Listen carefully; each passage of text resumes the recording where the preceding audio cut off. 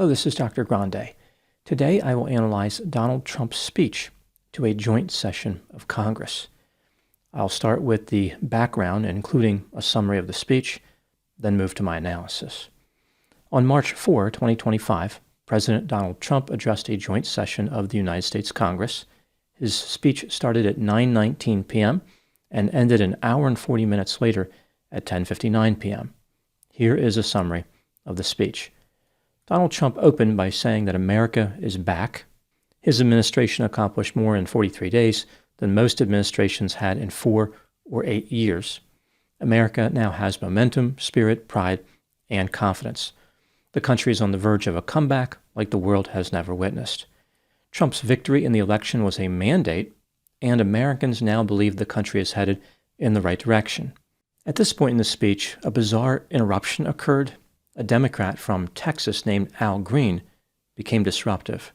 The Speaker of the House ordered the House Sergeant-at-Arms to remove him from the chamber. Donald Trump resumed his speech. He was on a mission to restore common sense, safety, optimism, and wealth. The people elected him to do a job, and he was doing it. His first month as president has been the most successful in the history of the nation. George Washington was number 2.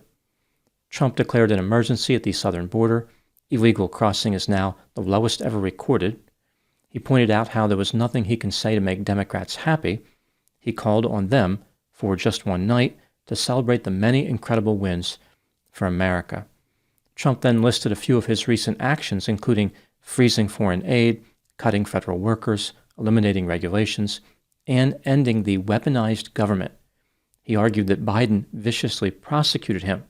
He turned to the Democrats and said, quote, "How did that work out? Not too good, not too good," unquote. Trump indicated that free speech was back. English was the official language of the U.S. The tyranny of DEI is over, and the country will be woke no longer. There are only 2 genders. No men will play in women's sports, and he will bring about a common sense revolution. Trump talked about how he inherited a bad economy from Joe Biden. Egg prices were out of control.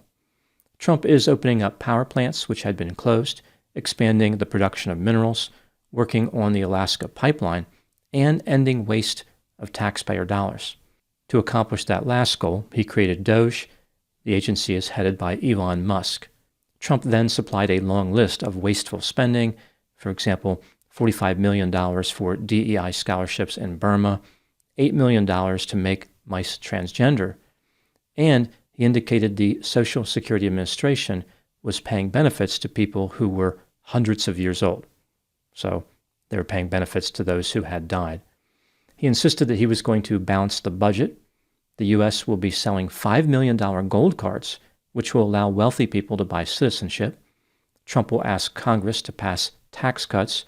There will be no tax on Social Security benefits, overtime, and tips.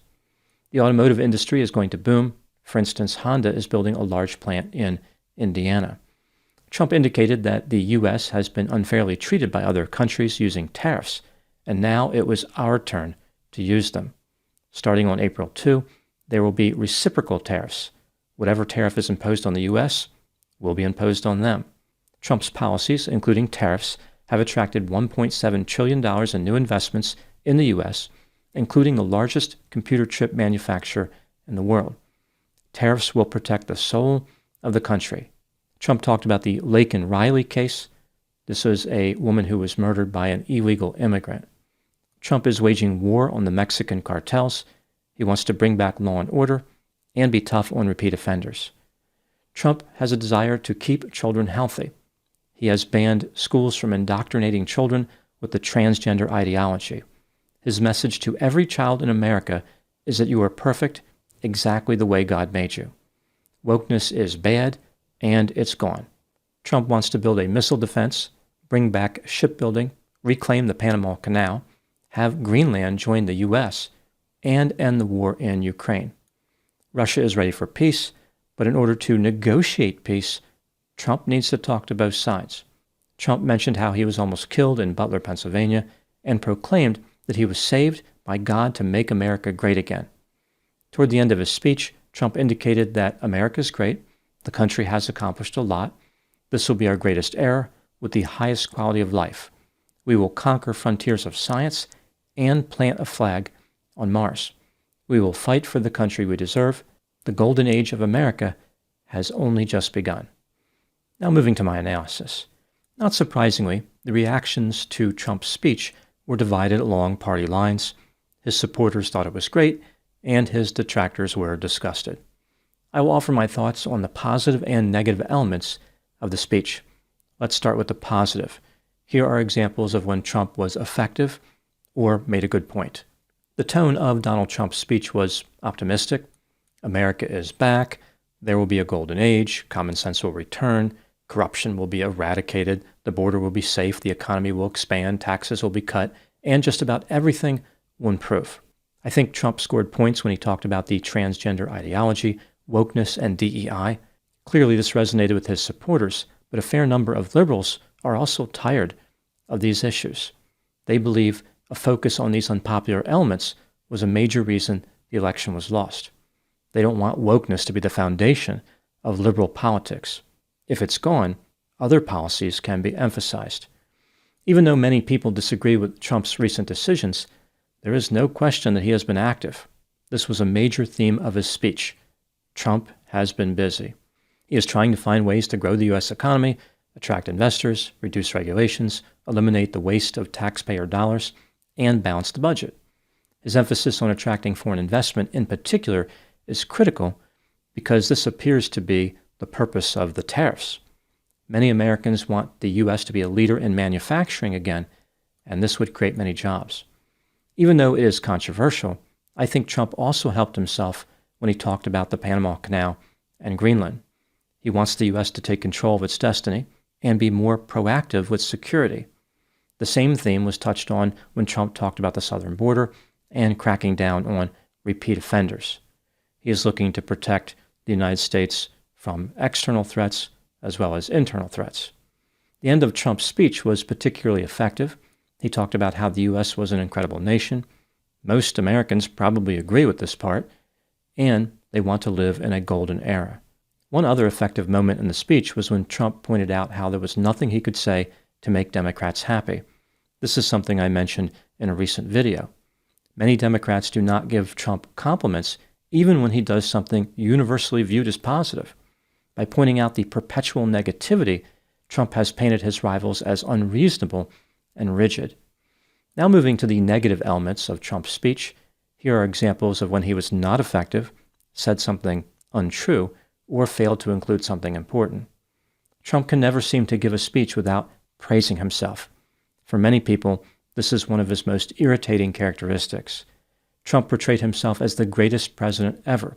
He accomplished more than any other administration in less time. The election was a mandate, which is not supported by the numbers. It was a victory, but calling it a mandate is a stretch. And he was saved by God to make America great again. Every time Trump talked about himself, he missed an opportunity to focus on the American people. His statement about being better than George Washington was particularly curious, considering how Washington valued a peaceful transition of power.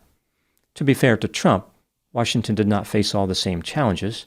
For instance, he lived in an era with famously low egg prices. Trump's dig at the Democrats about the failed attempts to prosecute him resonated with supporters, but it was divisive and uncalled for. Trump should not have mentioned Elon Musk. Elon's email fiasco reflects poorly on the administration. Many people are concerned about a billionaire running loose in Washington with a chainsaw. Trump should have talked more about his plan with the tariffs. He could have offered more insight about exactly how he thought they would function. The tariffs have wreaked havoc with the stock market and will cost Americans a lot of money, at least in the short run. If Trump's plan fails, maybe in the long run too. Trump should have explained how the tariffs are designed to force other nations into making concessions, if that is what he has in mind. Whatever his rationale, he should have offered it.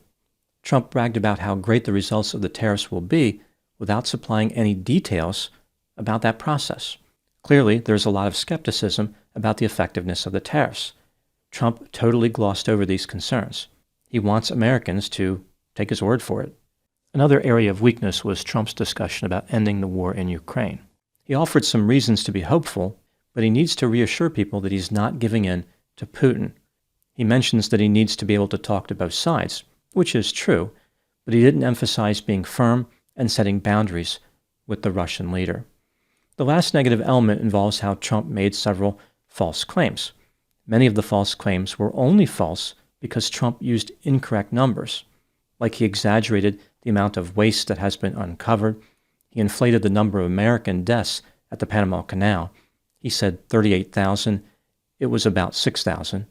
And he claimed that the U.S. has spent $350 billion on Ukraine. In reality, the U.S. has appropriated $183 billion. The part that makes no sense about these exaggerations is how they are completely unnecessary. Trump is exposing himself to legitimate criticism when he could have just supplied the correct number and avoided the entire problem. Does he really believe that there are people out there watching his speech who support taking over the Panama Canal because 38,000 Americans died? But if only 6,000 Americans died, they would be like, forget it. Panama can just keep that canal. That's not enough death to justify our involvement. The same thing can be said about the spending in Ukraine. Is $183 billion not impressive enough? Is a voter going to be a Democrat until that number reaches $350 billion? Then they say, that's it. They've crossed the spending line. I'm a Republican now. With the positive and negative elements in mind, how did I think Donald Trump performed overall? In my opinion, he did well. There was room for improvement, but Trump scored points on multiple topics. He did not give as much ammunition to his adversaries as he usually does in a long speech. I think the challenge now for Trump is getting the results, which he has promised. Americans suffered the devastating effects of out-of-control inflation for a long time under Biden. They will not be inclined to revisit that nightmare through the extended use of tariffs. Trump has emphasized how fast he is moving, but maybe he is pulling too many levers at once. He needs to put forth a clear and measured plan which will restore confidence in the U.S. economy. This plan should be transparent, logical, and predictable. In the end, Trump's speech was a reflection of his presidency, bold, polarizing, and packed full of grand ambitions. It painted a portrait of a revitalized and nonsense-free America, yet left lingering questions about the feasibility of his plans. America's path forward has been laid out, but whether it leads to a golden age or a twilight of turmoil remains to be seen. Those are my thoughts on Trump's speech. Thank you so much for watching. I'll talk to you soon.